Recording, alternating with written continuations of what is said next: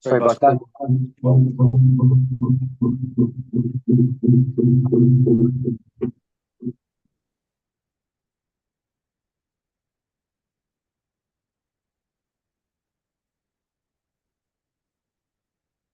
Good afternoon and welcome to the Committee of Adjustment hearings for Suburban Panel 2. We are a seat of a lot of quasi-judicial tribunal that holds public hearings to consider planning act applications, including minor variances to the zoning requirements and consent to sever land. Our hearings are now held in person at Ben Franklin Place, 101 Centrepointe Drive. We also enable remote participation by video conferencing for our registered speakers. We are live streaming on YouTube, and the video will be archived and available for future viewing by the public. My name is Fabian Poulin. I'll be chairing today's hearings, and you can address me by my name or as chair. And with me are my fellow panel members, Jay Baltz, George Barrett, Heather McLean, and Julianne Wright. The procedure for the hearings will be as follows. Listed on the agenda and appearing on screen from time to time are the applications we'll hear today. For the sake of efficiency, I may deal with the agenda items in a different order. Panel members have reviewed the planning reports and any written submissions in support or in opposition to each of the applications. Today, we'll hear any oral submissions relating to the applications. As part of the statutory notification requirements, each applicant was required to post a sign on the property in question before the hearing. They also had to confirm in writing that they did so, or they'll need to swear or affirm an oath today that they've fulfilled the sign posting requirements. Otherwise, we may have to adjourn or postpone the hearing. The panel may ask for a brief presentation of an application followed by questions for the for the applicant and city planning staff. We will then hear from members of the public who have registered to speak and may also have questions for them. Finally, the applicant who has the burden of proof will have an opportunity to make a final comment in reply. Please address your comments to me as the chair, starting first with your name and spelling it if necessary, and your municipal address for the record. All presentations are limited to 5 minutes. Any exceptions will be at my discretion. At the end of the hearing, the panel may either make an oral decision or we may reserve our decision, which means it won't be delivered today. In either case, and within 10 days, the Committee of Adjustment will send the official written decision and reasons for it to all parties, participants, and anyone else who has requested a copy. Does anyone have any questions about the procedure we're following today? No questions, thank you. We have several applications here today, but we first need to deal with some preliminary procedural matters. Are there any declarations of interest by any of the panel members for this panel or any other panel today? There are no declarations of interest. We have no confirmation of minutes to undertake today. But we do have several suggested adjournment requests. And we have 3. Item number 2, having to do with 9 Mayo, Kim Scapalini. Are you available? Sorry, I didn't mean to butcher your name. Come on down if you'd like.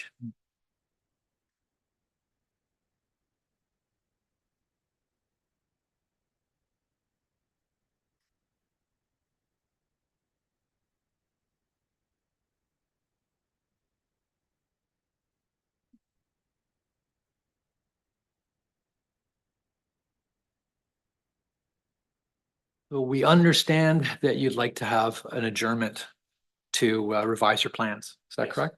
Okay. There you go. You're good. Yes. Okay. So I understand you'd like to adjourn it to July the 16th. Whatever at your discretion. Okay. I think we have time on the 16th of July. Okay. So I'd like to ask the panel if they would like to approve this application to be adjourned until July the 16th. All those in favor, please raise your hands. Your application is adjourned until July the 16th. Thank you. Thank you. Thank you. You're welcome. Now, the next application for adjournment request is item number 8, 7 Starwood. And I'm looking for Jennifer Murray, please. Is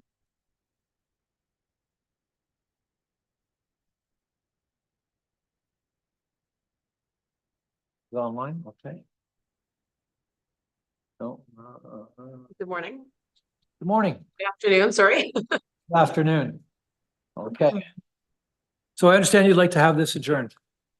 Yes, we've had some discussion with staff regarding one of the conditions regarding a stormwater development agreement.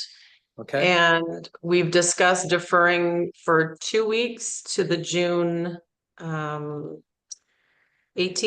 hearing date, which would give them time to review. Well, I'll let staff speak to that, but basically we've committed to providing the stormwater report this week. okay. Is planning available? Ms. Kachin? Are you available? There you are. Do you Yes. agree with this adjournment to I think June 18th? Yes, if the applicant can provide the report this week, then I'm satisfied that we can try and make it for the June 18th agenda. So you can provide that report this week, Ms. Murray?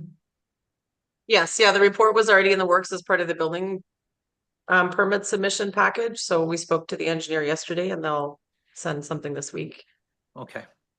We also have a comment from the Community Association, Wendy Davidson, I believe. Ms. Davidson, are you available?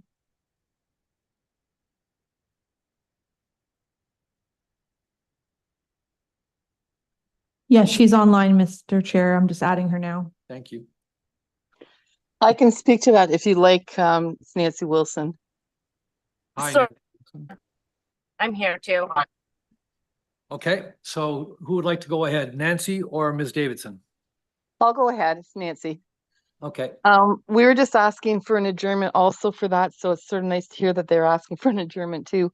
The sign that was supposed to be up was down for at least a week. We sent pictures in of it being down. Then it was stuck on the front doorstep and then finally it was reposted. Also, we're confused by the cover letter and the plans as to whether the driveways will be single down the center of the property or two, one on each side with the parking in the back. Again, but separate.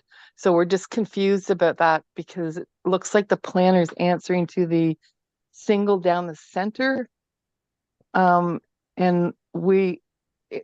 the cover letter has a single down the center to a big parking lot in the back, and the plans have two driveways, one going on each side of the house to the back. So we're just confused and it makes it hard for us to answer to this. okay. Can you clarify that, Ms. Murray? Yeah, so I guess regarding the sign, I think the comment was made about 7 Starwood, but we've also got an application for 10 Chippewa, which I would like to address, I guess, both adjournments at the same time. The lots are back to back, but they are 2 separate properties. So I did go by and confirm the signs last week. I did notice that both of them had either been pulled off or blown in the wind, and one of them was still on the front lawn, and on the other property was up on the porch, still facing the street. I don't know what happened in between, so I can't. So I've reattached, the signs have been reattached, reposted. I guess with the adjournment, we'll just ensure that they're still up. But yeah, so that's, I guess, my comment on the signs. Related to the driveways, there was, I guess, sort of 2 pre-consultations with staff. There was different driveway configurations. They were moved to accommodate trees on the site, and the final application was made for the 2 driveways to the left. On, I think the community association's comments were only on the 7 Starwood property, but both properties now have the driveways proposed to be on the left-hand side of the detached dwellings, if you're looking at it from the street. And that was, first, they were moved to accommodate trees, they were moved to the center, and then they were moved again to not have to go through a severance and development agreement application to do this, the center orientation. So I'm not sure what was circulated, but the drawings were revised between our initial submission and when it was circulated to the public. So it should be to the left, the driveways are to the left. Does that answer your question, Ms. Wilson, Ms. Davidson? It does.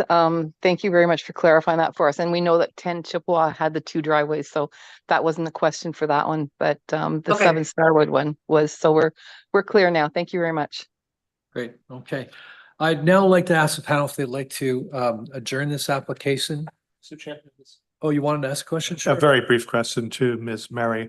So when this comes back, the planning rationale for 7 Starwood will be revised to to show the two driveways? Because right now, as the community has pointed out, the rationale is made based on the one driveway. I will review what was circulated versus what was submitted. Yeah, or I'll make sure that, yeah. Okay, thank you.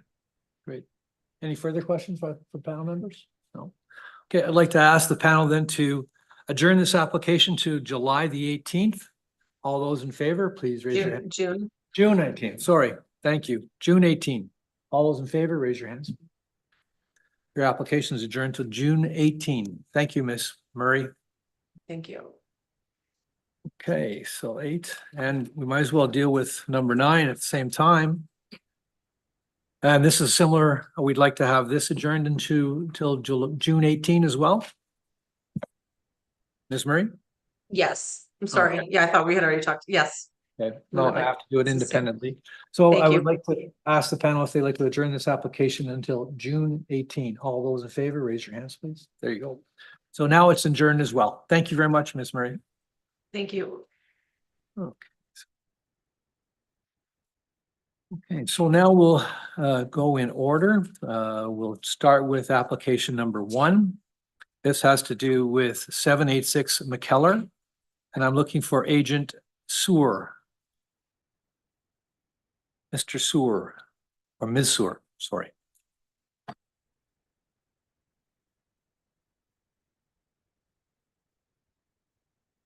And Mr. Chown, nice to see you, sir. Sir. So would you like to give us a brief explanation of your application today? Yeah, for sure. We have a presentation. If you'd like the presentation.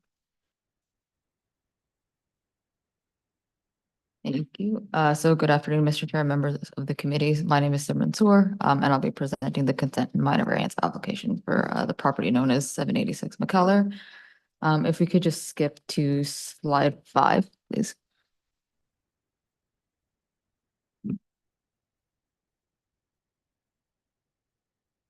Thanks. So the consent application before you will establish separate lots for 4 townhouse dwellings.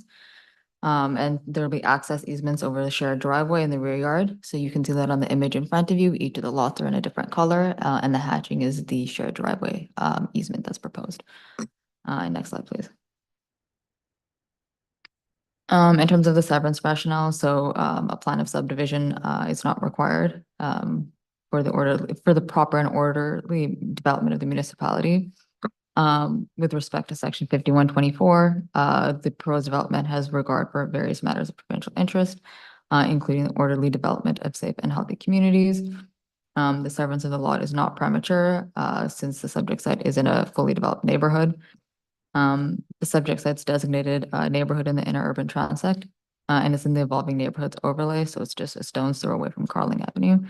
And so the proposed development supports intensification that's ground oriented, and it's located near existing and future transit. The proposed severances will result in the creation of 4 regularly shaped lots that are appropriate for the development of the subject site. So even though there's a reduced lot area, the proposed lots are still able to support townhouse dwellings, as staff mentioned in the report. And there's municipal services on Bromley and Carling, and as part of the conditions will be extended to McKellar. So the pro severances meet the criteria of section 5124, and they align with the provincial policy statement. So it's our opinion that they meet the criteria under the Planning Act. Next slide, please. So the slide speaks to the requested variances. I won't go through all of them. There are a lot, just because there's 4 lots. So the first test for a minor variance is that the general intent and purpose of the official plan is maintained. So the subject site's designated neighborhood, as I mentioned, and it's subject to the evolving neighborhoods overlay. And so the proposed development meets the intent of the official plan by providing additional housing units, which will contribute to meeting the city's intensification goals. And it's located near commercial uses in transit. And it's proposing a ground-oriented built form that'll fit in well with the neighborhood. Next slide, please. So the proposal also includes a shared driveway in the rear yard that provides access to parking. So this site design that emphasizes the principal entrances over vehicle parking will both enhance the public realm, and it exhibits the urban characteristics that the official plan has laid out as being more desirable for mid to high density residential development in the inner urban area. So it's our opinion that the minor variances maintain the general intent and purpose of the official plan. Next slide, please. So the second test is that the minor variance maintains the general intent and purpose of the zoning bylaw. So the subject site is zoned R3A in the zoning bylaw. So the proposed development will meet the intent of the front yard setback provision to ensure that there's a consistent streetscape and that there's adequate separation between the buildings and the street. So despite having a reduced setback, there's approximately 8.5 meters of separation between the front wall of the building and the street. As well, the subject site, as you can kind of see in the image, has a diagonal front lot line, and the way that the building is stepped means that the average front yard setback that's actually being provided is a bit more than what the request would suggest. So you can kind of see that line in the image is where the setback would be measured, but not all of the building is right up against that line. So there is a bit of additional separation between parts of the building and the street. In addition, the reduced front yard setback is accommodating a site design that is emphasizing principal entrances, in proximity to the street rather than vehicle parking. So instead of parking being off of McKellar, it's in the rear. And the reduced front yard setback will accommodate that increased rear yard setback. So the proposed development meets the intent of the lot area provision to ensure that there's a consistent lot fabric and that the lot sizes are adequate to support the residential use. So this area has a lot fabric that with the diversity of lot sizes, and that the proposed lots will fit in with that those lot size character. It also provides a built form that will fit comfortably on the lots. As I mentioned, that's staff mentioned that as well, and we're meeting the required side yard and exceeding the minimum rear yard setback for these townhouses. In terms of the balcony projection, the intent is met to reduce, overlook, and protect the privacy of neighbors. So You have there. 1 minute left. Okay, so there's about 7 meters of separation between the buildings across the street. And the properties on the side are separated by a parking area that won't be impacted by the balconies, so it meets the general intent and purpose of the zoning bylaw. Next slide, please. So the third test is that it's desirable for the use of land. So it is desirable for the use of land as it'll facilitate infill development that is close to existing and future transit. So minor variances are desirable for the use of land. Finally, the fourth test is that the variances are considered minor in nature. As I mentioned, the reduction in the front yard setback is minor as there will still be adequate separation provided between the street and the front of the building, so about 8.5 meters. And it'll allow for an increased rear yard setback to accommodate driveway, sorry. Next slide, please. The variance for the reduced lot area is also relatively minor and has a minimal impact on the streetscape as it's not visible from the streetscape, and it fits in well with the lot fabric character of the area. The proposed variances for the increased front balcony projection is an increase of about 1.3 meters. So normally a front balcony would not be permitted. And again, similar to the front yard setback, they're just the way that it's measured as well. Part of the balcony is only the part of the balcony that's shown in blue on the image in front of you that's actually projecting into the yard. And obviously, part of it is to create that rectangular balcony shape rather than a triangular balcony shape. 30 seconds, ma'am. Sure. And so the variances are considered minor in nature. And so in conclusion, the proposed development maintains the general intent and purpose of the OP and zoning and is considered desirable for the use of the land and minor in nature. So it's our opinion that the proposed development meets all 4 tests of the Planning Act and represents good land use planning. Thanks. Thank you very much. Now I'd like to ask panel if they've got any questions. Ms. Wright? No, I don't. Mr. Barrett? Just one question with regards to garbage disposal or storage. Is that will be on site? Obviously, there are no garages or so. Is that, I know it's not at this stage of the game, but is that something that you've considered in the future? Thanks for your question. So it's my understanding that there are garages proposed. They're just proposed in the rear rather than in the front. So garbage storage would be in the garages. Yeah, thanks. Ms. McLean. Thank you, Mr. Chair. The proposed severance line divides part of a column at the front of the building. So can you just confirm that the balconies are within each of the separate parcels? They don't extend over with that column? Yeah, so if you could just pull up the site plan on slide 4, please.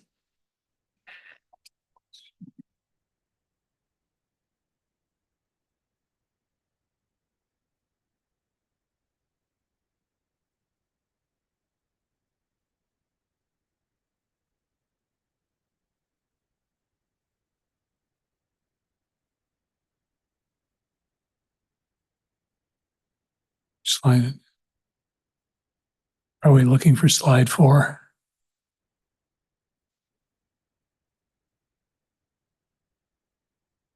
So, Member McLean, I should have anticipated your question because this is a question you've raised many times over the years.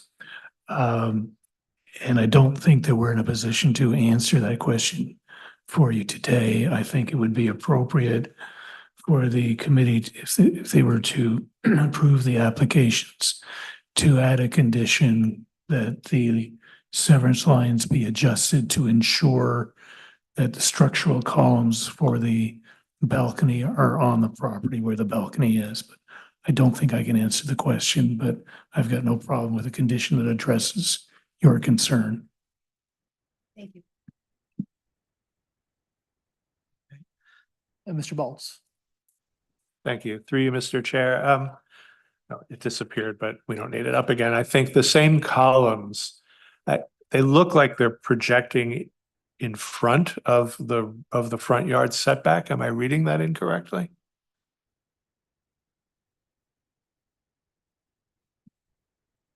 I believe they are, but we did check and they're permitted projections. And how far are they projecting? Don't know if there's a measurement on here.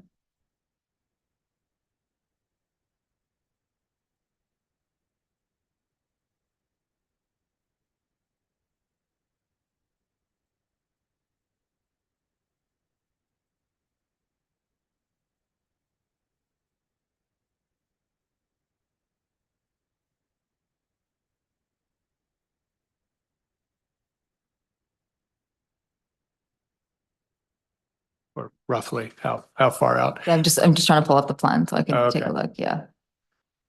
They're not they are, the balconies are proud. The projections of the balconies are further than the columns. Yes, by quite a bit. That probably is good enough. I don't need the actual measurement, but thank you. We do have Brandon Lawrence wanting to join. Maybe he has the answer. Yeah, it's a project architect. He's your architect. Okay, Mr. Lawrence, are you there?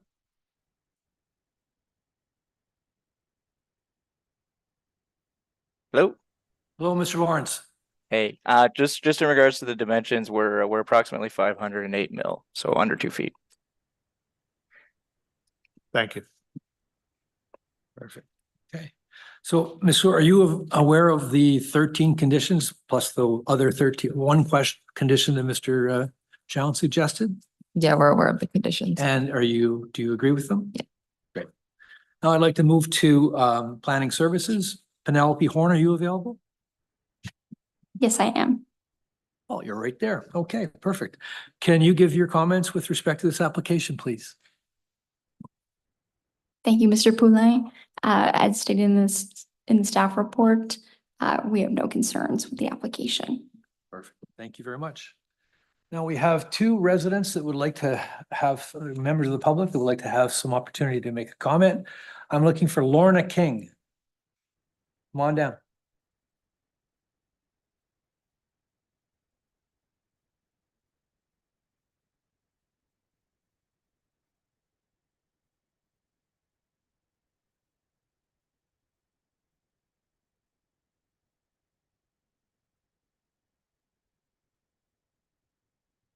Yep, please sit down and you can turn on your microphone by pressing the button in the front. And it'll turn green. Yep, there you go. Can you please state your name and your address, please? My name is Lorna King, and I live at 800 McKellar, which is beside this particular piece of property. Okay, great. Please, you've got 5 minutes to make your presentation. Do you want me to read I assume you people have the letter that I wrote? Yes, we do. Okay. And our concern primarily is that this, the footprint of this building is too close to our property line, and the architect's drawing or whatever it is of our property doesn't show that our parking garage extends beyond our building underground, very close to the fence of the property line. And while they're under construction, if they're doing where it is, I'm concerned about our foundation there. And in looking at their drawing, I don't see why it can't be moved. I'm going to say 12 feet towards Bromley Road. Maybe that's not possible, but I just visually Okay, think. okay. Is there somebody within your team that can answer the question for Ms. King? With respect to the neighbors, the application that's before you and the project that's before you fully conforms with the interior side yard setback that's adjacent to their condominium and the underground garage. So fully conforming, there's nothing before you today that deals with that setback. The project has been designed to take you advantage of the entire buildable width of the property. You can't just move the building. There's a zoning requirement for the setback from Bromley as well. But during construction, our clients will obviously have to take care with respect to impact on any neighboring property, including the underground garage. But the question of the interior side yard setback is not a matter that's before the committee today. Thank you. Do you understand that, Ms. King? I think I do. Okay. I like the building that's there right now. I mean, 15 years ago, I would have said knock it down because it was owned by, well, we called him a slum landlord. But it's a very attractive building right now, which houses 3 apartments, large apartments, and I guess I have no say, and now it's going to turn into a four townhouses, and parking in the area will be a problem as well, especially in the wintertime with the plows can hardly get up the hill as it is. Okay. So when you're making a complaint or you're objecting to the application, you have to stay pretty much within a very small window of complaints. Okay. And you have to deal with those specific 4 criteria you have to meet, and they meet all of them. Okay. Okay. But if you had a complaint about a specific part of their proposal that addressed those concerns, those 4 tests, Okay. it would probably be a little bit easier for you to. Okay. Well, sir, she spoke so quickly and blah, blah, blah, I couldn't really hear what was going on. But anyway, bottom line is it is what it is. Okay. Thank you very much, ma'am. And I thank you. But before you leave, I'd like to ask the panel if they have any questions for you. Any questions, Mr. Barrett? Ms. Wright? Ms. McLean? Mr. Bolts? So once it's built, Ms. King, will it have, I mean, is there any undue impact on your building? I know under construction there may be, but we can't control that. But as built, would there be adverse impact on your building, which I think is a 4-story apartment building, correct? That is correct. I'm interested in knowing how high it will be. I mean, yes, it's townhouses, but the actual height of the building.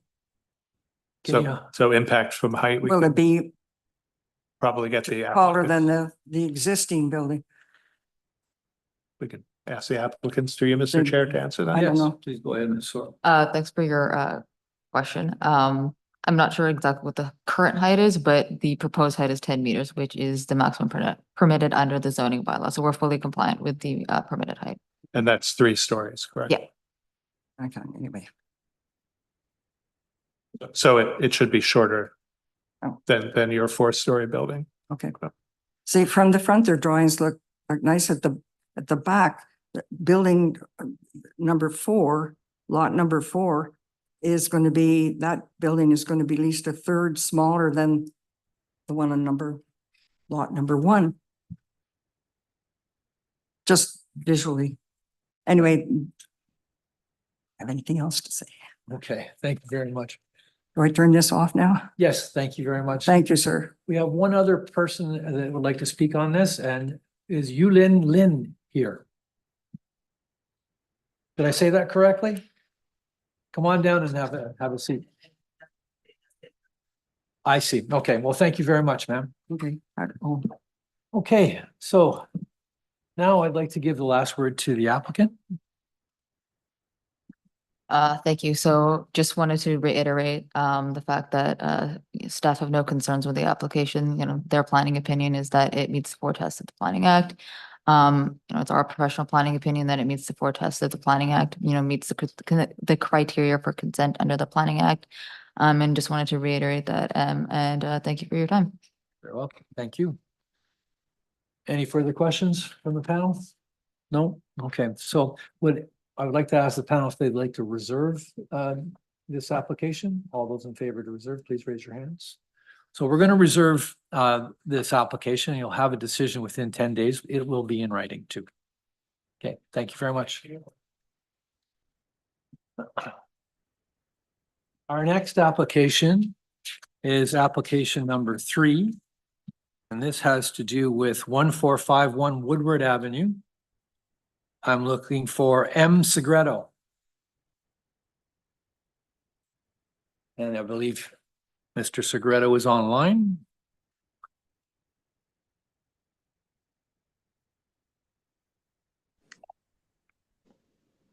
Good afternoon, Mr. Chair and committee members. Michael Segreto. Good afternoon, sir. Would you please give us a brief description of this application today? Basically, what we have here is we have a single-family dwelling on this particular street neighborhood. The house is, I don't know, maybe 1,500 square feet or so.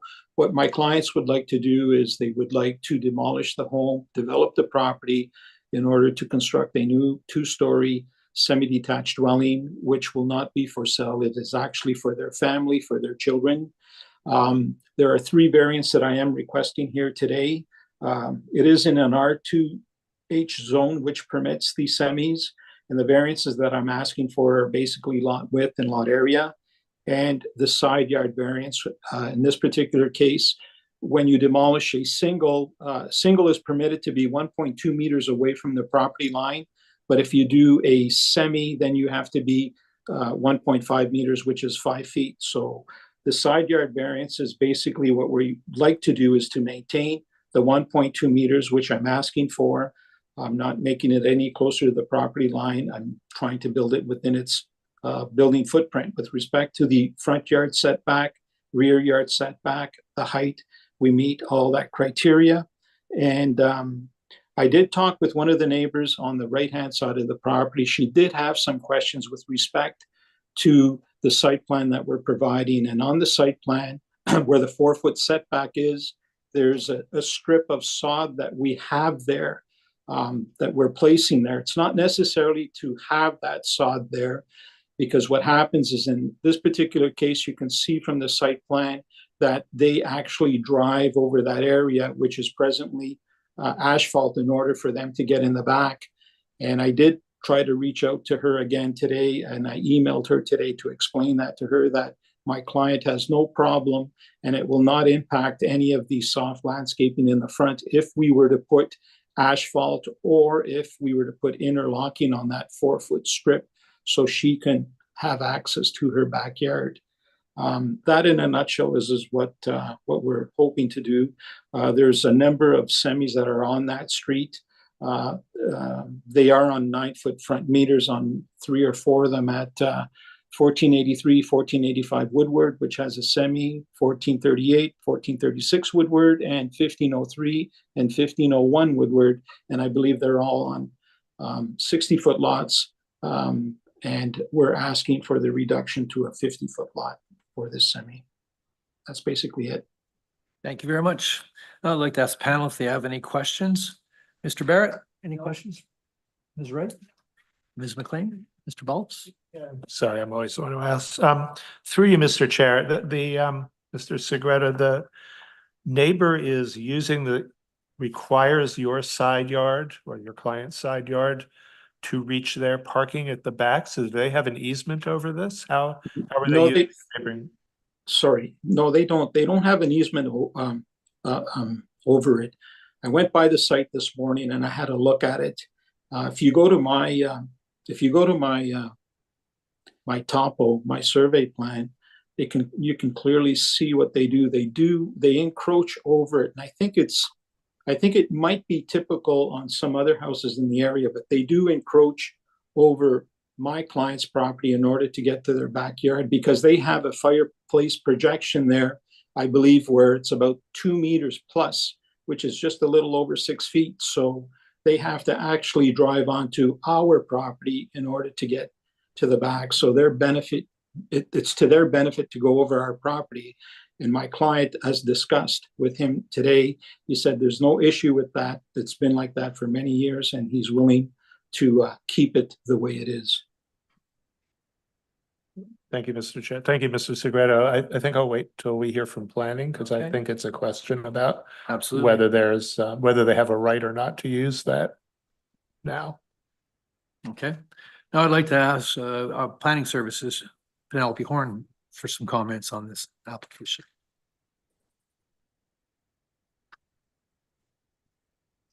Thank you, Mr. Poulin. So it is not a legal right if it's not established through an easement. So overall, it would be a civil matter between the two property owners. And in terms of comments, planning staff have no concerns with the application.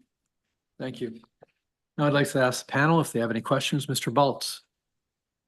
No. Ms. McLean? No. Ms. Wright? No. Mr. Barrett? No. Okay. Now we move on to the residents looking to make some comments. We have Bill Taylor. Are you here, Mr. Taylor? Hi.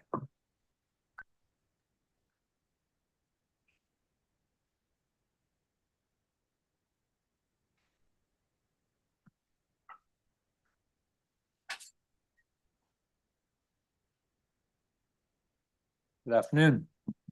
Hi, good afternoon, Chair. My name is Bill Taylor, and I reside at 30 Rita Avenue, and I'm one of the 4 owners of the property that is adjacent to the land that's being developed. And that's at 1447 Woodward. I'd like to thank you for having me here, and thank you to staff for helping me out. I've made several calls in that, so they helped me get the presentation to you. I believe it is available, hopefully. Now, there's an eye test for you. I won't make you read that. I'm sure you probably might have time to look at it, but actually it has to do a lot with what was referred to earlier. It has to do with the fact that I'm responding to what planning had mentioned, that they had no concerns about the property. And in their discussion, they make a specific statement that relief is also required to allow the 1.2 meter interior side yard setback. I'm quoting you. The 0.3 meter reduction will not affect site functionality. And then the important part is you say, or result in negative impacts on neighbors' properties. So I guess I'm looking at, and what has been addressed actually already, thankfully, is with respect to the laneway. And if we can show a picture here, there should be one. So there's the reference laneway that was talked about, and this may answer the question that was raised.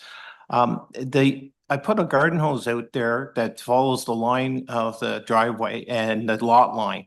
So you can see in the neighborhood, all of the bungalows along the street, they all have had an agreement or a handshake agreement, or somehow it occurred where they put asphalt between the two homes to provide for better usage of the land, the driveway from that of what would be a single laneway to that of, you can actually put 2 cars on it. So this is the way we purchased the property, and I acknowledge that that's their property, and absolutely.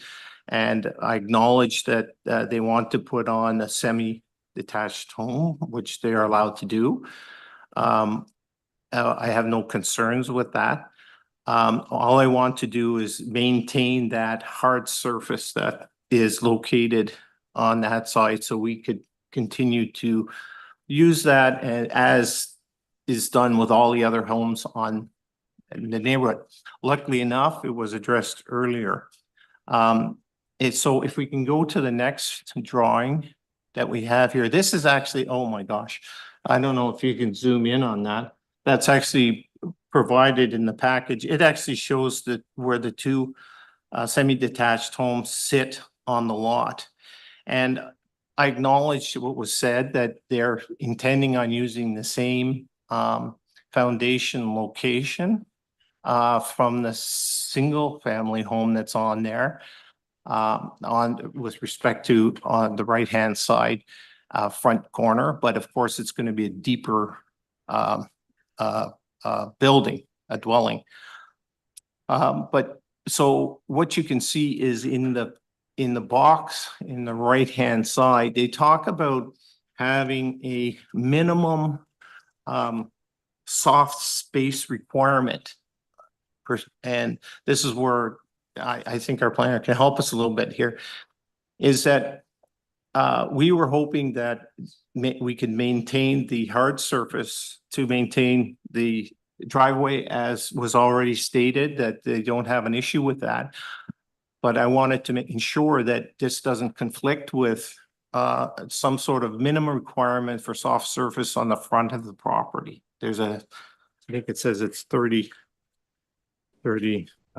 square meters, I think. So so if we refer to the next picture here, if we can zoom in on that, where the yellow is located is actually the current hard surface. And where the green is would be where they're proposing to put the lawn. And so the reduction in the green area that's being planned now would be the half of what is intended. So right beside the single laneway on the proposed new dwelling versus the wider hard surface that would be available on our property. So 1 minute more, sir. 1 minute more. Oh, okay. I'm doing well then. I'm coming to the end. So with respect to the comment, it did have a negative effect in the fact that it went from basically a double laneway. I know it's their property. I acknowledge that. I don't have an issue with the variance on the property with the fact that he's going to use the current location. I don't have an issue with that. All I want to do is ensure that there is not a problem if we concur that we can have a hard space there and it doesn't conflict with the soft space requirement on the front of the property. So I think this is in keeping with what's on the street, and it doesn't change. It maintains the look and feel of the neighborhood to maintain this. And I think we've already heard agreement that they're willing to maintain it. And it could be either asphalt or interlock or some sort of hard surface that could be drivable. So. Thank you, sir. Yeah, thank you. Okay, Mr. Soretto, have you had a conversation with planning about making that more continuing that hard? If I may, Mr. Chair, if you can go back to that slide just for a second. You can clearly see on the site plan that the soft landscaped area, if you can just put up that slide again, please. Okay, you can see where the green is right now. That's where we're looking to put either the asphalt or interlocking, whatever, whatever they would like there. That's fine. My client has already agreed to that. But when you look at the box, if you could blow it up a bit, go back to the site plan, please.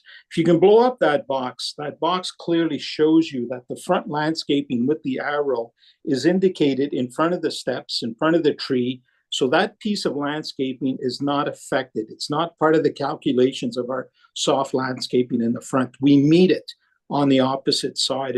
That's additional landscape that is not required. Therefore, we could put interlocking or asphalt there to answer the gentleman's question. And it doesn't affect it at all with respect to a variance for the soft landscaping. I think it's like 28% or something like that we have there. Does that answer your question, Mr. Taylor? Yes, and so I'm hoping the question that was asked earlier about the easement, we're not asking for an easement. It's been like something that's been grandfathered for a long time, and we don't have an issue between ourselves. So I'm hoping that the planner is okay with that. I think they're okay. Mr. Segreto just addressed it, that it's going to be kept the way it is right now. Okay. Excellent. Thank you, Mr. Taylor. Okay, thank you. Now, do you, in your response, make you record what was said here today? That agreement, I know it's a civil matter versus, this is the comment that was made, I think, earlier. Yeah. I just want to capture it perhaps some way. Well, we can't capture that civil agreement between two parties. Right. Okay, that's between the two of you. Okay. But there is going to be an transcript? audio and a video archive of this meeting. So you'll have it both ways. Okay, thank you. And I understand. So I'm looking forward to talking to them in the future to maintaining that. Thank you. Thank you. Okay, anybody have any questions for the public? Mr. Barrett, Ms. Wright, Ms. McLean, Mr. Baltz? No. We have another person from thank you very much, Mr. Taylor. We have another person from the public who would like to make a presentation. And Shelley Dewar, are you available?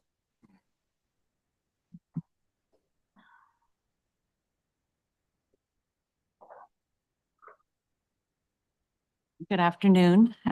Thank you for the chance to speak. In fact, that was my husband that you spoke to, and I am one of the 4 owners, as he stated. We bought the house a year ago for our children as their inheritance, like many people our age are doing, as to help them out to get started. So it is a lifetime investment, and this is why it's important to us, as I'm sure you can all appreciate. And I did talk to Michael on the phone yesterday. And I have 3 concerns. I talked to him about the parking, and I'm glad that there seems to be some resolution. But in further review of the documents, I realized that there's some note on file about a tree on the west side of the property and the roots and maintaining it. There's nothing noted from the city with respect to our tree, which is on the east side of the property between both the new development and ours, and ensuring the viability of that tree both through construction and after construction. And if you go back to the picture that my husband submitted of the laneway, you can actually see the robust tree that divides and sits nearly square on between, more on our side, of course, but also on their side of the property. So I don't know what the city does to have to note that, because I think it's as important a tree, if not more. It's the same size as the tree of the other neighbors.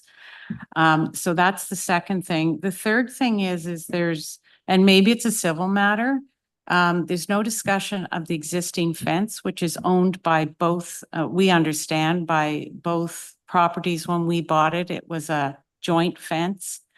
And there's no discussion about that fence at all. I'm sure they'll have to do something to get in there and make their mark. But so those were my comments, and my husband addressed the parking. Okay, thank you. I'm not sure we can address any of those concerns that you happen to have. Is there someone from our tree department online that can help with Ms. Dewar's comment? Hello. Yes. Julian Alvarez Barkham from Forestry here. Hi. Hi. Can you help with Ms. Doer's concern? Absolutely. Any impacts required to that tree would require a permit and would require the consent of the owner of the tree. Although my comment references the address to the west, it would also apply to the address to the east, and apologies for that oversight. Okay, that's good. Thank you. You're welcome. I'd like to ask the panel if they have any questions for Ms. Doer, Mr. Balks? No. Ms. McLean? No. Ms. Wright? Mr. Barrett? No? Great. Thank you very much. Now, as always, we'd like to give the last word to the applicant. And before I do that, Mr. Scoretto, there are 13 conditions. Are you aware of them? Yes, I am, Mr. Chair. I've looked at them all and my clients are fine with those conditions. Perfect. So last word to you, sir. Basically, all I want to do is I want to assure our neighbors, and if it means making a meeting with them with respect to talking to them in person, I can't. I can arrange this meeting so they're comfortable with respect to what we're going to do with the driveway. I'm sure that the tree will be protected, and I'm sure if there's any issues with the fence in the back or whatever, that there would be some sort of an agreement that could be settled between the two parties there in order to put up a brand new fence or just make sure that that fence is maintained. But I'm willing to set up a meeting with my clients and with the concerned neighbors if that makes things a little bit more easier. I'm willing to do that. Thank you. Thank you, Mr. Scoretto. Okay, now I'd like to ask the panel if they would like to reserve this application. All those in favor, please raise your hands. Your application will be reserved and a decision will be given to you within 10 days, sir. Thank you very much. Thank you. Now I'd like to move on to application number 4. This one has to do with 121-125 Marketplace. I'm looking for the agent D. Bellinger. Are you available, sir or ma'am? Sorry about that. We did not receive the sign posting declaration prior to. So are you prepared to take? I'm prepared to make the declaration. I verified with my client and understand an email was sent on May 8th with a photo to the committee, and I verified that, so I can swear that the posting was done in I'll accordance. read you the declaration that I need to read, and then you can reply accordingly. Do you solemnly swear or affirm that the notice provided by the committee was posted at the property to which the application applies for the prescribed number of days before the hearing as instructed and was clearly visible and legible during that time? Do you swear? I swear. Thank you very much. Thank you. Okay, would you please give us a brief description of your application today? Yeah, my name is Debbie Bellinger. I'm with Nelligan Law, and I'm appearing as agent for the owner of the property. The property consists of a multi-story seniors apartment building on presently the same property as the adjacent retirement home full service residence. They were constructed under the Building Code Act as one building. The zoning applies to the site as a whole. The reason we're here asking for a severance is that CMHC offers different insured financing vehicles depending on whether you're an apartment, multi-unit res apartment, or a senior's home. Never the two shall meet in the CMHC world. So we've been required to accommodate the financing going forward on the project to undertake the severance. We know that the city typically imposes the conditions that they've suggested in this case, that being if we are on separate services, that's fine. But if we have one service, then we may need an environmental certificate of approval. There are exceptions to that. So we've agreed with the city planning staff today to minor amendments to the condition that we will get an ECA if we're required by law to do so. But we've got opinions from Morrison Hirschfield and our legal opinion that we fit clearly within one of the exceptions. We're not suggesting delaying the decision. The city and our office have agreed that we can address that by changing condition 1 second paragraph to say that we will get the ECA if required by law. It also suggests in condition number 1 that we are to grant easements, which again, you will know is typical in this kind of severance where we've got shared property between the two buildings. They feed each other. There's a walkway. The services are combined in the underground parking garage, which is also combined. So we know we need to create easements, reciprocal easements in favor of each of the two properties. We're proposing to do those blanket. It's incredibly complex to survey out all shared increments. So we typically do that by blanket easement. That's what we're proposing here. Each party will take a blanket easement over the other. So we're not proposing to return to the committee, and the city planners agreed with us that the blanket is fine and that wouldn't be necessary. Condition 2 is fine as suggested by the city dealing with the drainage plan. The complex was constructed in 2018. There is an existing drainage plan. There's been no changes to the drainage or any other aspect of the building, and there's no redevelopment taking place, purely severance for finance. And That's it? that's all I have to say about that, but happy to Perfect. answer questions. Okay, so before we go on to questions from the panel, I just have one question for planning. Do you agree with the comments that Samantha Gachin, sorry. Do you agree with the comments from the applicant about the change to the condition on the servicing plan condition? Yes, we're okay with that, with those amendments. Okay. Other than that, all of the other conditions you agree with? Yes, Ms. those Bellinger? there's the two. We've addressed them both. There's We one- agree with them. Okay, there are 2 others from Hydro. Are you aware of Yes, those? I'm familiar with the hydro. They'll be captured in the easement. Okay. Yeah. And the standard conditions from the Committee of Adjustment you also agree with? Yes, Okay. and the joint use agreement can be combined. Typically, hydro will accept the joint use agreement between the parties, easement in favor of hydro, and hydro may not require a further joint use with them. Okay, thank you. Now I'd like to move on to the panel, ask the panel if they have any questions for the applicant. Mr. Baltz? Thank you, Mr. Chair. So in the planning rationale, there was a somewhat curious statement that says, as no severance of ownership is contemplated, no zoning bylaw amendment or minor variances are required, which seems to imply that they would be required if you had different owners, but can you clarify that that is not the case? Yes, I'm happy to clarify that, Mr. Chair. The site has specific zoning that applies to the whole. The distances between the buildings are governed under the Building Code Act by limiting distance requirements. So the lot as a whole under a 2018 common site plan will continue to comply with zoning and no variances are required. Just to follow up, so this is a one lot? One lot for bylaw concept, purposes? yes. And Ms. Kachin, you can confirm that? Thank you. Okay. Any further questions, Mr. Baltz? No? Ms. McLean? Thank you, Mr. Chair. Why the irregular proposed severance line? Why does it jog?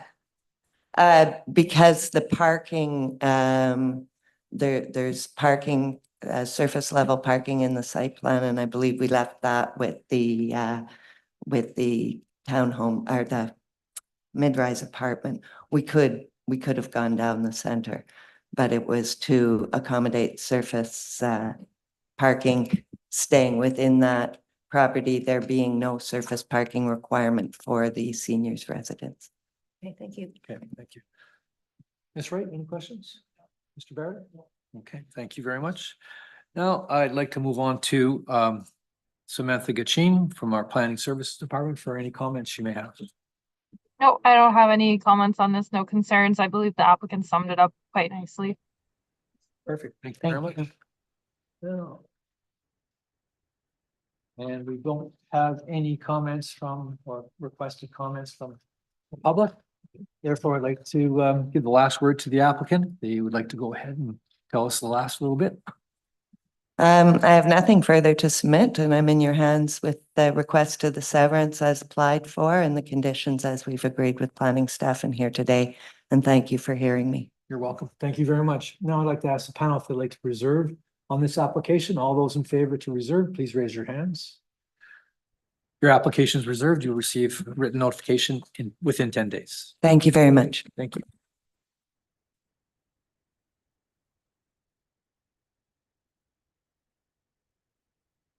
Now on to item number 5, number 1, Centrepointe Drive. Mr. Thomas Freeman, are you available?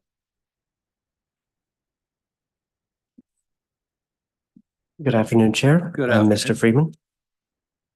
If you'd like to give us a brief presentation of your application, sir, you have 5 minutes. Thanks. Could I ask that the slides be presented, please?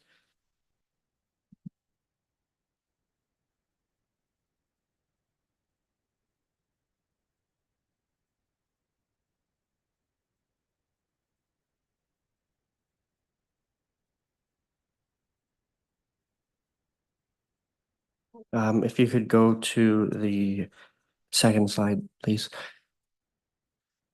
So I'm here representing the owner of 1 Centrepointe Drive. I'm a planner at Foten Planning and Design. And we're here requesting a consent for a lot for future development. So I'm sure everyone here is familiar with the site. It's not far away. And it's currently occupied by a 4-story medical building and service parking. We were here back in January for a consent application for the western portion of the land outlined in orange there for financing, and the owner is also looking to sever the portion outlined in red for future development. Next slide, please. So we've evaluated the proposed severance against the criteria in the Planning Act, and it is our professional opinion that a plan of subdivision is not required to sever the proposed lot. Next slide, please. The proposed severance creates a lot within the settlement area and a land use pattern that efficiently uses the lands and existing infrastructure. So we believe that it is consistent with the provincial policy statement. Next slide, please. The subject site is located within the outer urban transect and is designated as Main Street corridor and has an evolving neighborhood overlay applied. This area is intended to see intensification, and the lot fabric facilitates future development of the land. Next slide, please. So the proposed consent conforms to the performance standards of the mixed use center zone. So there is no required lot area and there's no required lot width. However, we believe that the proposed lot is consistent with lots in the surrounding area. So finally, I'll just conclude. It is our professional opinion that the consent is appropriate for the subject property and constitutes good planning as it meets the intent of the PPS. It conforms to the policies and objectives of the official plan, and it includes a lot that has with a regular shape, having frontage on municipal roads, including a road with municipal servicing, which is to the south at Gemini Way. Therefore, the application is in the public interest and represents good planning. Thank you. Thank you. Oh, Mr. Chair, just one thing I want to add. We would like to request the removal of condition number 1 regarding the parkland dedication. So as this consent is for future development, we believe that the parkland dedication is more appropriately captured at the time of site plan control than as part of this consent application. As the development hasn't been confirmed, the number of units, the size, the uses, we feel that taking parkland dedication now would be premature and would be better captured through that site planning process. And we've discussed this with planning staff, and they have agreed to the removal of condition number 1. Thank you. Can I ask Ms. Horn to confirm that? Yes, I can confirm. So we are not going to impose condition number 1, cash in lieu. Yes, Okay. thank you. Do you agree with all the other 5 conditions, Mr. Freeman? Yes, I do, Okay. Mr. Chair. Thank you. Okay, now we'll move on to panel questions. Ms. McLean? Mr. Baltz? So briefly, the land that's to be severed, is it currently used for something, for parking? Yes, it is currently used for parking. The parking arrangement will be confirmed at the time of the future site plan, either through another application to the committee for easement or through the site plan process. So that parking will be provided currently, but it will be determined once the development is finalized. And if I may through you, Mr. Chair, by removing that parking onto now a different lot, that is not reducing the parking on the existing lot below a requirement? So because it is a MC zone and is close to transit, the parking requirement is actually 0. Thank you. Thank you, Mr. Chair. Ms. McLean, any questions? Sorry, Ms. Wright. Mr. Barrett? Okay. Okay, Ms. Horn, can you give us any further comments on this application? Thank you, Mr. Poulet. Planning has no concerns with the application. Thank you very much. Any questions for planning, Ms. Wright? Mr. Barrett? Ms. McLean? Mr. Baltz? Okay, perfect. Thank you very much. And we don't have any registered speakers, so I'd like to now ask the applicant if you'd like to have the last word. Thanks, Chair. I think I've said what I've needed to say. I believe that the proposed severed lot represents good planning and meets the criteria in the Planning Act for severance. Thank you. Thank you very much. Now, turning to the panel, looking for to reserve this application. All those in favor, please raise your hands. So we'll reserve this application. You'll receive written notification within 10 days. Thank you very much, sir. Thank you, Chair. Next item on the list is item number 6, having to do with 944 Woodroffe Avenue. I'm looking for Chang Sun. Good afternoon, sir. Good afternoon, Speaker.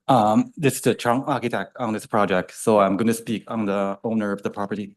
Can you please state your name and your address, please? My name is Chang. My address 33 Willowbend Drive. Okay, Canada. thank you. Please proceed to give us a brief description of your application today, sir. Sure. Good afternoon. This property is at 944 Woodroffe Avenue. It is between the Carding Avenue and the 417 Queen Highway, and close to the school board and on the city main road and the public transit, and walking distance to the school board and the existing facility. Also 30 city service line, water line, and sewer line is on site. So my proposal is severance this property to first 7 to build 2 alongside me on its stemmer lot and return lot. Then further sever front half and rear half. So after 7, there's a total 4 lot. And because this lot is wide, it's about 67 feet wide and 150 feet long. So after 7, so there's no minor variance required. So we fully satisfy the zoning bylaw for the alongside me. And by this severance, we going to create more dwelling unit for rental. That's confirmed by the client. So I think it's a good opportunity to provide more dwelling unit for this neighborhood. And also I see there's already have alongside me and the PUD and semi-detached already along the Woodroffe in this neighborhood. So my proposal and the client intent will fit in this neighborhood. Yeah, just a brief Thank you summary. very much. I'd like to move to the panel and ask the panel if they have any questions. Mr. Barrett? Ms. Wright? Yes, thank you. We've sort of noticed that on your site plan, there's no consideration given with respect to storage of garbage. And we're just wondering if you could address that for us. Sure. It'll be considered, but I haven't put on the site plan yet because that will be my next stage for the building permit. But it has been considered because there are two options by zoning bylaw. There are two options. One option will be can put in the rear yard. One will be in the principal building. So these are two options for our next stage. Have been considered already. Thank you. Ms. McLean? Mr. Baltz? Further questions? Okay. Now I'd like to move on to Ms. Horn to get her comments on this application. Thank you, Mr. Poulet. Planning staff have no concerns with the proposed consent to sever. Thank you very much. And now, panel, do you have any questions for Ms. Horn? Mr. Barrett? No. Ms. Wright? No. Ms. McLean? Mr. Baltz? Just briefly, can you confirm that this meets the minimum landscape requirements? I believe it's 15% in the backyard and not more than 70% parking. Yes, I can confirm that. And the front yard as well? Yes. Thank you. Thank you very much. Now there's one member of the public that is asked to speak. Cecilia Reyes, are you available? I see her online, Mr. Chair. Okay. Welcome, Ms. Reyes. She just has to accept the promotion. She's joining now. Okay. Hello, Ms. Reyes.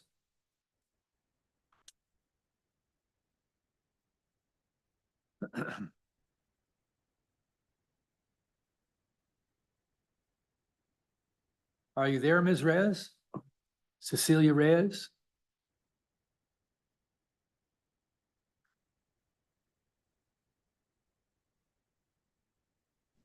Hi, good afternoon. Good afternoon. Nice to hear your voice. Hi, thank you so much for letting me speak to this panel. Yes, I do represent the adjacent property next to the 944 Woodroffe. We are on the Chicago Private, the block of townhouses beside the 944 Woodroffe. So basically, I have a couple of concerns and concerns of the association as well. With respect to the building of 4 dwellings into 944 Woodroffe. First of all, the impact to the adjacent and existing properties. What are your mitigating measures or plan to minimize the impact or basically not to ruin our properties? One being, I do have a swimming pool on the side, so as the other properties on your back, the stormwater, any plans for that, garbage disposal, which already have been mentioned. And on the plan, I saw that there's only one area where snow piling is designated. Having been lived in the area for the past 3 years, I don't think that would be enough. I'm not sure if you're considering both sides in the back. Also, I'm just gonna ask about any plans to maintain the structure integrity with respect to the adjacent properties, because building could cause soil erosion, moisture buildup, and things like that. Also, talking to the other people or the other owners in the area, they mentioned about have you considered having the 4 units together and having 2 driveways on the side just to increase the area between our properties and your clients' properties? Right now, I know that the zoning bylaw is only 5 feet from the property line, But with the proposed dwelling or the proposed building, it would be in the middle, like the driveway. Is there any consideration in having it like together in the middle and having two driveways on the side, or at least one? The other thing is also the privacy concern. When we bought the property, obviously it's only a one dwelling. Now there's going to be four, so there's going to be increase in traffic in the area. As you know, the area is part of Whitehaven. We are concerned about the property values going down if there's multiple rentals and multiple traffic in the area. The other, and I know you mentioned that there's a couple of townhouses or a couple of rental properties, which is kind of good. It basically supports the intent of the city of Ottawa.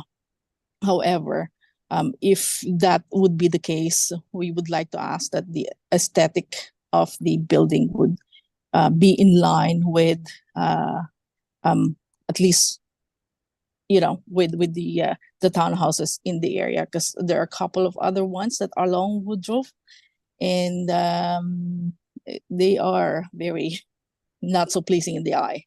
Again, you have to consider the neighborhood and its effect to the current population. I believe that's it for now for me. Thank you. Okay. I'm going to try and answer some of your questions through what I believe planning has already done, but I'm going to ask planning to help me along with this. So part of the legal test to consent to sever as follows. Is it consistent with the provincial policy statement? Ms. Horn? Yes, it is, Mr. Poulet. A plan of subdivision is not necessary for the proper order development of the municipality. Is that correct? Yes, that's correct. Okay.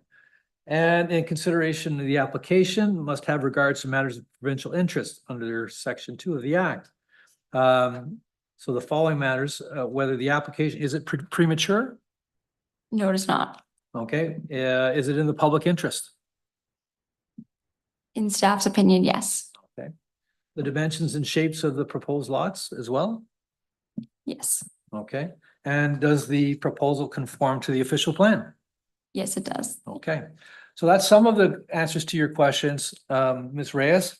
The other answers can be found in the conditions the city is going to be putting onto the property should this application be approved today. And there are a total of 12. Are you aware of those 12, Mr. Sun? Chung? Yes. Do you agree with them? Yeah. So some of your items, so it's cash in lieu of parkland, tree planting plan, the existing building will be removed, independent services, accessory structure removed or relocated, a joint use and management agreement, noise attenuation study and agreement on title to implement recommendations of the study, and a noise warning on title for environmental noise about the arterial road, highway, and airport. There's going to be a grading and drainage plan, an asphalt overlay, road widening to 13 meters, and our standard condition committee of adjustment conditions. So many of the items that you attached, that you discussed there, I think are addressed in the conditions that the property owner has to meet prior to going forward. Okay, does that help? Yeah, that's fine. Thank you. I cannot wait to have a copy of that. Thank you. Okay. Okay, now I'd like to ask the panel if they have any questions for Ms. Reyes. Mr. Barrett? Ms. Wright? Ms. McLean? Mr. Maltz? No questions there. So I'd like to give the last word to the applicant. Sure. John? Thank you for the committee and thank you for the comment from the neighbor. I really propose this proposal because this proposal, the Sirens really promote the provincial policy statement and the official city of Ottawa official plan, and also fully meet the zoning bylaw. And also we provide more dwelling units in this neighborhood. And we don't require any minor variance. So we meet every building zoning bylaw for the long signing. So we, in our professional opinion, we are happy this is the proposal. Thank you. Thank you very much, Mr. Chung. So I'd now like to ask the panel if they'd like to reserve this, reserved on this application. All those in favor, please raise your hands. Your application is reserved, sir. You will receive a written notification of our decision in 10 days. Thank you. Yeah.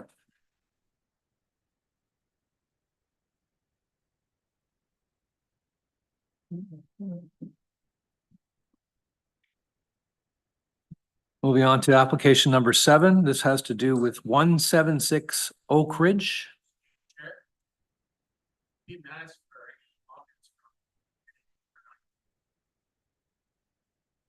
So 924, you mean from the public?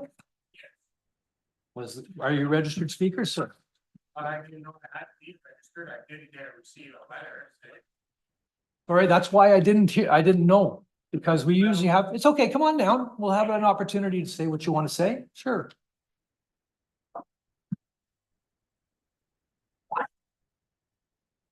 Yeah, we only had Cecilia Reyes as a registered speaker, sir, so I apologize.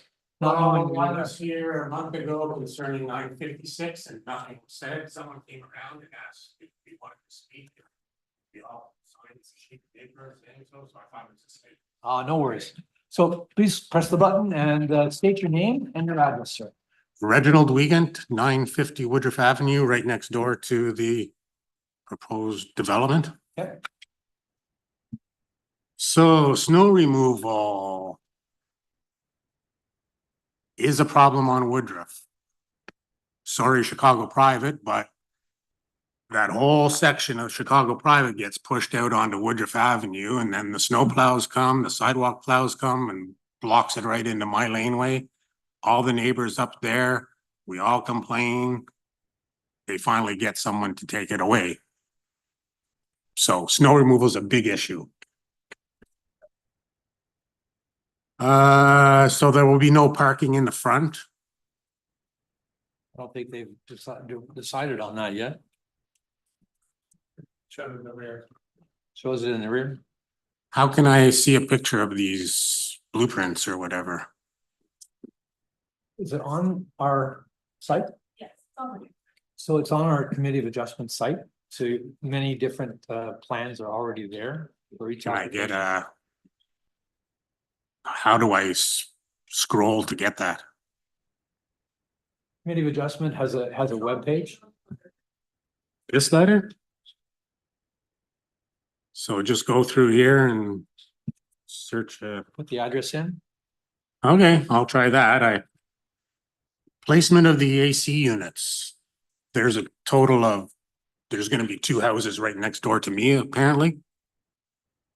How high off the ground are they going to be? Because I've seen these monstrous long semis with AC units 10 feet up in the air. Is that going to be the case here? Thank you for the comment. That will be the next stage. And my mechanical engineer will be designed as what the system going to be used. So it can be the variety. The one you mentioned, I'm not aware of, but there's a more compact unit in the closet in the unit. So when it gets severed into 4 separate lots, so there's going to be only 4 family members, 1 in each unit. Again, that will be next stage for the building permit set. So you're saying that it could go into a 4-plex on each property? What I can say, our design will be fully compliant with the zoning bylaw and building code. So, Mr. Chair, if that happens, are there going to be a new hearing and a new committee of adjustments Right made? here, we're just dealing with Severance. So none of this. You said it's going to be a rental. Pardon me? You said it's going to be a rental? Correct. So all 4 units are going to be a rental. Oh, that will be decided by owner. I cannot sure, but in general, I know that long semi is for rental. Okay, I suppose I'm done then. Thank you very much. What, anybody have any questions for Mr. Wiegand? Mr. Baltz? No, Ms. McLean? Right? Barrett?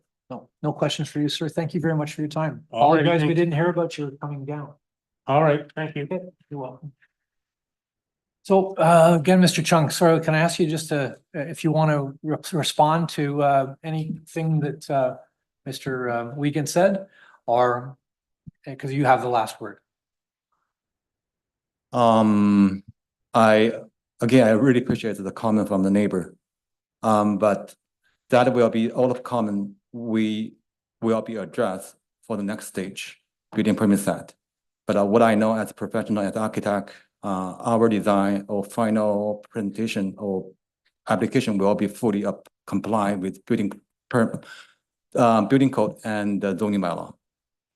Thank you very much, sir. Again, I'd like to ask the panel if they would like to reserve on this application. All those in favor, please raise your hands. The application is reserved, and within 10 days, sir, you will receive a written decision. Now, Mr. Wiegand, if you'd like to get a copy of that, yes, please come down and register with one of the staff on the right-hand side here. They should be able to get you the piece of paper, and they'll send you the decision as well. Okay. Thanks. Okay, so that concludes that application. Now, moving on to application number 7, which is 176 Oakridge. I'm looking for Agent Manny Vanan. Mr. Manny Vanan or Ms. Vanny Manan? Or Johnny Kulwartian? They are online, Mr. Chair. Thank you very much.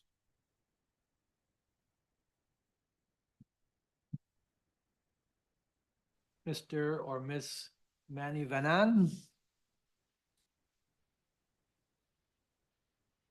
Are you muted, sir?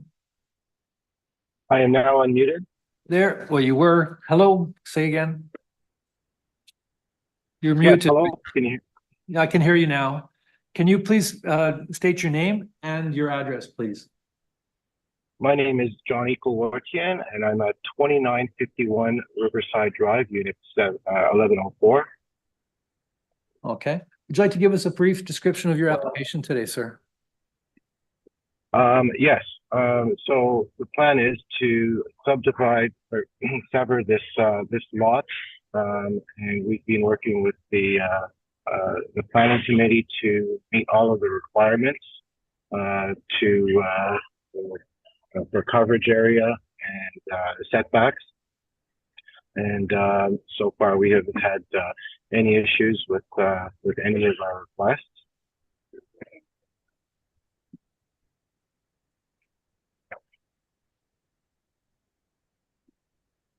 Do you have anything further, sir? So far, there's no other future development plan. The purpose of this is purely to sever the lot and place the property for sale for a future developer to then apply for a further site plan. Okay, thank you very much. I'd like to move to the panel and ask if there are any questions. Ms. McLean? Thank you, Mr. Chair. I wonder, was there any consideration to making the lots more equitable in terms of lot area? So we had to work with the planning committee to ensure that we had a proper driveway and also to make sure that we have the proper coverage area and setbacks from the adjacent lots.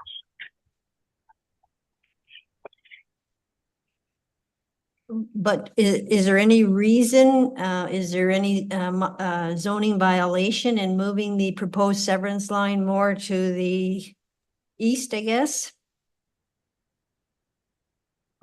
We wanted to preserve the driveway that's currently there and not impact the other property at 176 Oakridge. this is why we decided to install the driveway within the city of Ottawa's guidance. So the driveway is shown as 8 meters or 8.28 meters or somewhere in that vicinity. Can you tell me why there needs to be such a wide driveway? To be honest with you, my consultant is supposed to be online right now, and unfortunately he's having some technical difficulties. I believe the city of Ottawa has addressed those concerns with them, and this is the rationale that they came up with. And my final question then is the existing house a single family dwelling? The existing house is a single family dwelling with the basement unit that's been used as a additional rental unit, and that's been as an additional rental unit for over 15 years or so. So 2 units in the existing house. Correct. Okay, thank you. Ms. Kachin, you can comment? Yes, I was going to say I could address Member McLean's question. So yeah, so when the applicant originally came to us back in September of last year, they had proposed 2 more equitably sized lots, and what that would have done, they had proposed the lot line effectively would have been on the west side of the existing house, and basically the driveway would have been removed. Now, the issue with that is because parking is required in this area, they would have had to relocate their driveway elsewhere. However, if you'll notice that given the lot, there's not much of a interior side yard setback on the east side, so they would have had front yard parking, and as the panel is well aware, that would create another variance issue, which staff typically have concerns with. And so it was my recommendation to the applicant that they try to, if they could keep the parking, they could have their driveway as is. And although it is wider, they've been told that just because it's existing. And that way that they would not have any parking eliminated for the existing dwelling. So what is the driveway width requirement? I believe I've had to look exactly at what because it depends on the lot width in terms of what their lot, but that's typically for new driveways. The city doesn't typically go around if you have an existing wider driveway saying you have to remove it. I know if you have a lot width that's 15 meters or less, or under 15 meters, you can only have a single wide driveway that's 3 meters. If it's more than that, you can have a double wide driveway. But what would be the width of a double wide driveway? Would it be around 6 meters or? Correct. It would be 6. Yes. 6 meters is I think 5.5 or 6 meters. I'd have to look exactly at the bylaw. So there may be room, given that it's 8.28 meters roughly. I guess that's to the wall of the building. So I'll leave it at that. Okay, thank you. Okay, thank you, Ms. Kachin. Any questions, Ms. Wright? Barrett? Okay. So no further questions. Yes, Mr. Balls? Go ahead. So I guess it could go to either, but the decision to sever and this specific severance line, there's no rationale based on what could be built on the severed lot that drives the location of the severance line. And following up on Member McLean's question, why not make the lot bigger and provide the minimum 2.6 meter, we've just a 3 meter wide driveway that would then meet the bylaw. That question is for the applicant, although the planner can certainly respond. So, Mr. Kulwartian, do you have an answer for that?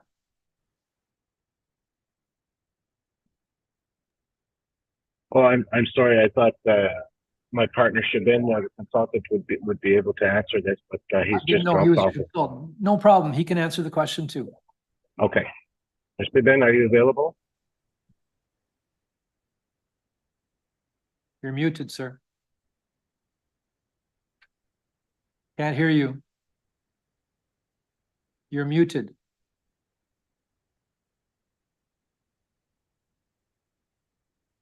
Still cannot hear you.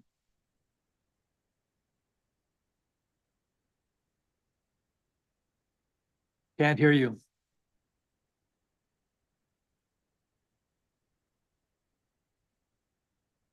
Can we unmute him from our side? Okay. You need to unmute yourself, Mr. Manny Vanan. It's a technical issue because it's not showing the muted Okay, symbol. so your microphone must not be on at your end.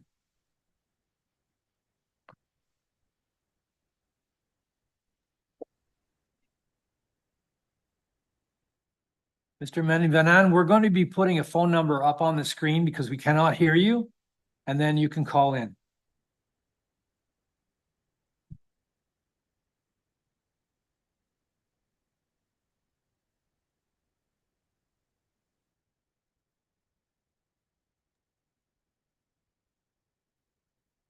Now you just hit your unmute button and it showed up. Still not hearing you. Just give us a moment. We'll try to get you that phone number up for you.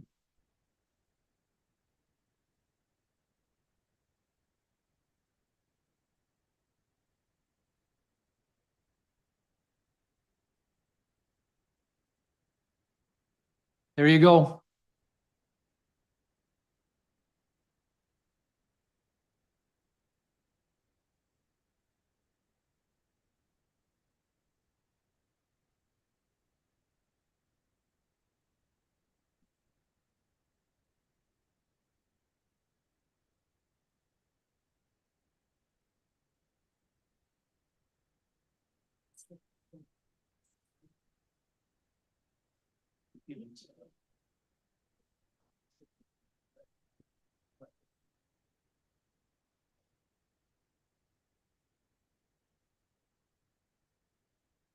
Are you calling in, sir?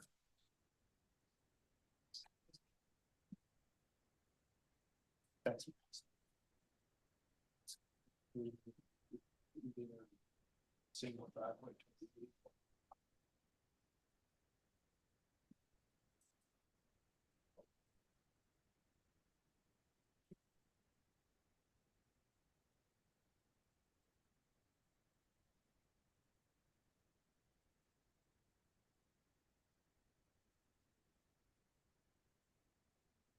Mr. Kulwartian, are you able to confirm that he's trying to call in?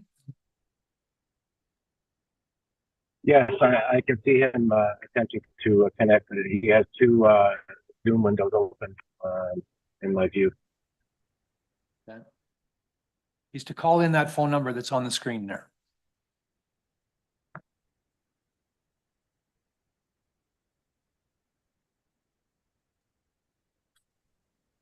Well, it seems like he's having some issues connecting. In regards to the questions, is Ms. Getson able to address these since they've been in conversation on this? Sure. So Mr. Chair, I was just reviewing the correspondence I have with the applicant back last year when we were discussing the options. And I remember I had mentioned, you could do a shared driveway, you could do, you can move it, but I think the challenge here is what I'm noticing in my notes is the requirement for the distance from from a driveway from the intersection. I'm not sure, I guess it could be achieved now that we're looking at the plans now, but I noticed that I think it's approximately 7.5 meters is what they proposed. That's the frontage along Oakridge approximately. And so I suppose it's possible, but when I look at my notes, I see there was a couple options saying, shared driveway, moving the driveway, but then it was ultimately up to the applicant. And I understand that the proposal was to have the driveway coming from Donna. But either way, regardless of the driveway configuration, I think the applicant has demonstrated based on the plans that a detached dwelling can be accommodated here, whether or not the driveway is from Donna or is it from Oakridge.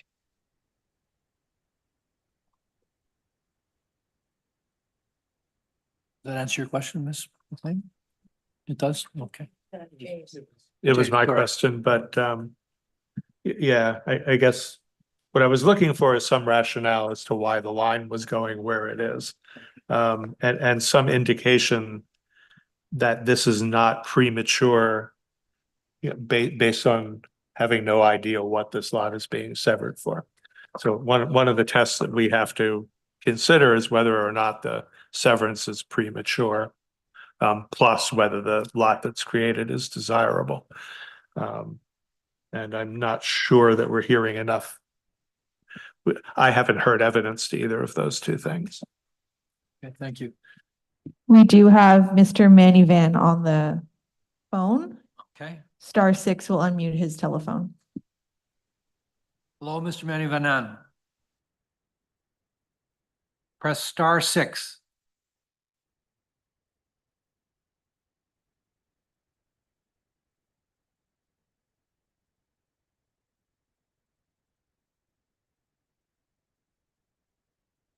Press *6, please. Can you hear me now? Yes, we can. Thank you very much for your patience. So my apologies. My apologies actually for this technical issues. I wasn't planning for this.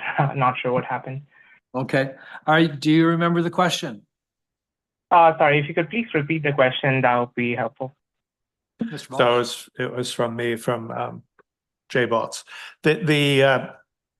The question that I want answered is why the specific lot line was chosen, which is creating uneven lots, as Member McLean pointed out. For example, it could have left the minimum width driveway of 3 meters and given the other part of the driveway to the new lot, for example. Absolutely. So now to answer your question, there's multiple things we had to consider. One, we didn't want to reduce the existing driveway into a single lane because we wanted to leave it as a double lane as much as possible for the existing occupants to obviously enjoy their property. Also, there is a culvert at the entrance of the property, which is because there is definitely a dip in the front from the street to the entrance. So dividing the driveway means that we'll have to do additional civil work in order to change that culvert and repave the driveway, and we'll have to make sure that the water flow is adequate and the drainage makes more sense. So we were just trying to prevent any changes to the drainage of that area. And then also we had a shed. An existing shed is located in the part 2 of the proposed parcel. So we didn't want to remove that shed as well, because if the shed cannot be obviously shared between the 2 properties. So therefore the severance line was planned to be in that particular area, just to prevent all this additional changes that might be required. Thank you, Mr. Chair. Okay, so let's see, who have I missed? Have I missed anybody on there asking you questions, whether you want to ask them questions of the applicant, Ms. Wright? No. Mr. Barrett? No. Ms. McLean, you're good? Okay. Want to ask the applicant, do you agree with all of the 15 conditions on this application? Mr. Chair, I had one concern. I didn't get a chance to talk to Samantha about this, but the request from my end is to remove condition number 1, parkland dedication, and this is solely because the application is just for consent to severance, and there is no future development is being proposed at this point. And I think this condition can be well captured within the site plan control process if there is a development in the future. Ms. Kachin, can you confirm that that's possible? Typically, so there's no site plan control application for detached dwelling because it doesn't meet the threshold. So the city's process for the last couple of years has been we take cash in lieu parkland at first opportunity, whether that's building permit or severance. So cash in lieu parkland would have to be paid regardless. So it's just a matter of if it's done now with the severance or it's done at building permit. It's the city's preference to take it now when the property is being severed. So planning wouldn't be supportive of removing this condition for that reason. Thank you very much. So does that answer your question, sir? Yes, it does answer the question. Thanks for the answer. Okay, thank you. Okay, now we'll like to ask planning if they've got any comments to make about this application. No, I don't have any further comments. No concerns. Okay, do you agree with the application as it sits? Yes, I do. As I mentioned before, I don't have concerns with the severance. I believe that the applicant has demonstrated that it can be developed. I do recognize that perhaps they're not the most equally shaped lots, but I think in the way that the site's configured, I don't believe that presents an issue in terms of site functioning compared to some other cases where we see clearly uneven lots that don't achieve a desirable lot fabric. I don't believe that there's negative impacts, and that relates to the criteria for lot dimensions underneath the Planning Act. I believe that if the applicant wants to keep their driveway large, I don't see any concerns with that, considering it's an existing condition. It would be a different case if they were proposing a new wider driveway, and that was the reason for the lot configuration, but it is not. Okay, thank you. I'd like to ask panel if they have any questions. Ms. McLean? Thank you. There seems to be concrete steps showing on the draft reference plan that are on the the parcel to be created. And I just wondered if that should be a condition to have them removed. And bring up the plan which shows the step.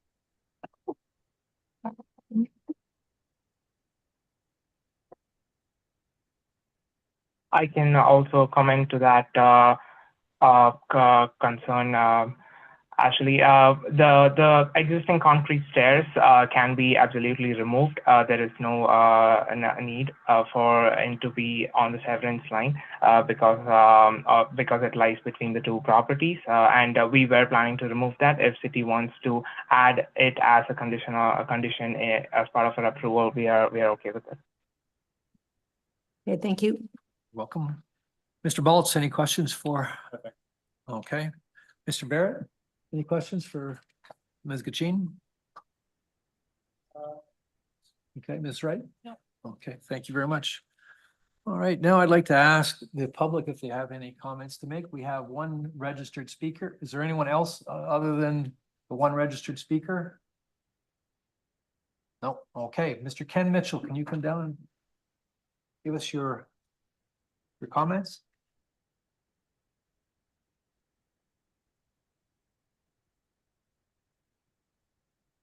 Thank you, Mr. Chairman. Thanks for giving me the opportunity to speak about the variance at 176 Oakridge. I'm living at 174 Oakridge, and my name is Ken Mitchell. Because there is no plan for development of the lot, some of my points here are maybe not needed at this moment. I will go with some of my concerns. First of all, the lot at what is now going to be called 28 Donna is only about half the size of what is needed by bylaw. It's just quite a small lot. Present home at 176 will also be on a lot smaller than required, not by much, but according to the information. As I say, I had an understanding from a conversation I had with some gentleman when not long after the lot was acquired by the present owner, because there was talk about putting a fourplex on that small piece of land. And so a lot of my concerns and questions I have are related to that. Well, it's just been said that it's just being severed for future. So I really don't have very much to say related to it. So I'm sorry about that. That's basically all I can say. Everything else is based on something being built there and what it is. So I guess I would say thank you very much for having me on the list, but I'm not going to be able to ask any questions. So Well, maybe unless you some- have something you wanted to ask me. Yes, that's what I'm going to ask the panel if they do have any questions for you, sir. Ms. McLean, any questions for member of the public? Mr. Baltz? Well, I just asked for clarification, and I think from Planner Gatchin, what is the maximum number of units that could be built on the severed lot under the bylaw without rezoning? Thank you, member Bolt. So it's because it's a zone R1 FF, it would be limited to just one detached dwelling. And then of course they could put the ADUs, but one principal dwelling unit. But that would mean under Bill 23, Yes. 3 actual units now. So Uh, yeah. Okay, thank you. Let me talk to the engineer. Mr. Barrett, any questions? Yes, just wondering if there are any other lots on that street that are the size of proposed size of the new lot being created. Is there anything to the end on that street of any? The street, my particular home was built in 1957, and they were all, I believe at that time, but definitely my lot, had a septic system. So the lots are of that size. But as far as I know, every house on the lot on the street in my block area for sure, and I think the next block too, are all standard lots, you know, of that era. No, I think it's. Anything further, Mr. Barrett? No. Okay, Ms. Wright? Okay, so we now, thank you very much, Mr. Mitchell. I appreciate that. Thank you. Now I'd like to ask the applicant, he has the last word to make a few comments if he'd like to. Mr. Absolutely. I appreciate the comments from our neighbor. We'll definitely address if there's any real concerns. And I would also like to point out that we have made sure that this evidence meets the Planning Act, and also the request for minor variance underwent the 4 tests, and we consider it as to be fair as being a request from us.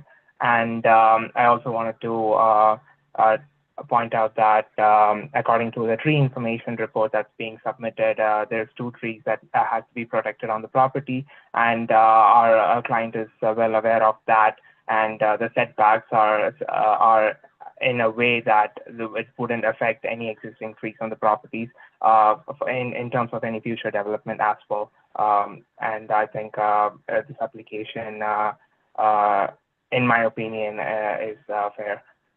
That's all I have. Thank you very much, sir. I'd like to ask the panel if they would like to reserve decision on this application. All those in favor to reserve, please raise your hands. Your application is going to be reserved today, sir, and you will have our decision within 10 days. It'll be in writing. Thank you very much for your time. I believe that concludes today's hearing. So I'd like to thank everyone for their help and look forward to seeing you in a few weeks. Thank you very much. Sorry, you sent me a letter, but I live across the street from the house that they're gonna build the big. Is he still online? You have to sit down, ma'am, and state your name and your address? That's okay. And my apologies. I asked everybody if they had anybody else that wanted to But you speak. didn't ask me, I'm sorry. Not I've been here specifically since 1 o'clock. anybody, but anyway, it's okay. Is the agent still online? Okay. Yes, the agents are still online. Perfect. Okay, please go ahead, state your name and your address. It's Diane Mansour, 37 Donna Street, right across the street where they're gonna build those.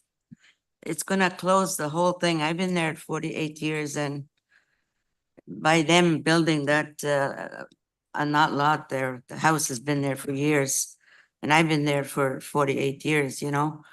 But if they build the building there to rent it like BR, whatever it's called, it's gonna cause a lot of commotion for the neighborhood. It's been a quiet neighborhood for all those years. Okay. I'd like to ask the panel if they have any questions of the lady, Mr. Baltz, Ms. McLean.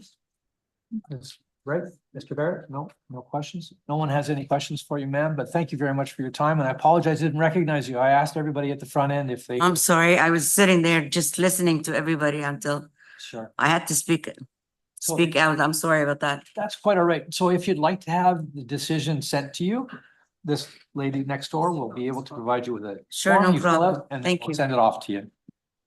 Again, thanks, everybody. This concludes our hearing for today. Thank you all very much for your help, and we'll see you in a few weeks.